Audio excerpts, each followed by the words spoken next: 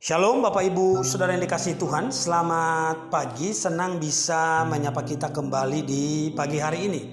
Bapak Ibu Saudara yang dikasihi Tuhan, pagi ini kita akan melanjutkan pelajaran kita tentang tokoh yang bernama Nuh.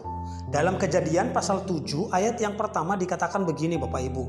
Lalu berfirmanlah Tuhan kepada Nuh, masuklah ke dalam bahtera itu, engkau dan seisi rumahmu, sebab engkaulah yang kulihat benar di hadapanku di antara orang zaman ini. Nah Bapak Ibu Saudara yang dikasihi Tuhan, kalau kita membaca atau mengikuti lengkap cerita tentang Nuh dalam Alkitab atau dalam film-film yang ditayangkan, maka kita akan menemukan bahwa sebenarnya Nuh itu beberapa kali menyerukan kepada banyak orang yang hidup di zamannya tentang datangnya air bah.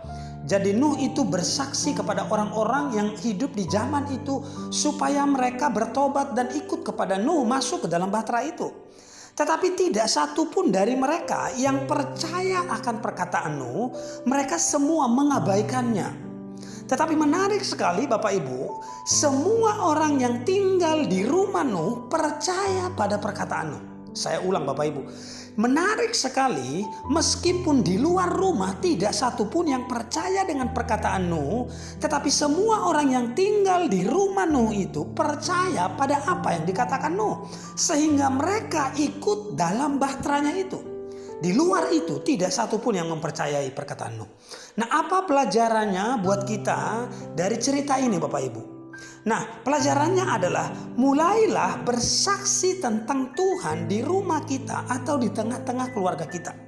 Nah, saya menyebut Nuh ini adalah hamba Tuhan sejati. Nuh itu adalah seorang hamba Tuhan sejati. Dia begitu dipercaya oleh orang-orang yang ada di rumahnya. Nah, panggilan Tuhan atas hidup kita untuk menjadi saksi sebenarnya dimulai dari rumah atau tempat tinggal di mana kita berada. Dalam Kisah Para Rasul pasal 1 ayat 8 dikatakan begini Bapak Ibu. Tetapi kamu akan menerima kuasa kalau Roh Kudus turun ke atas kamu.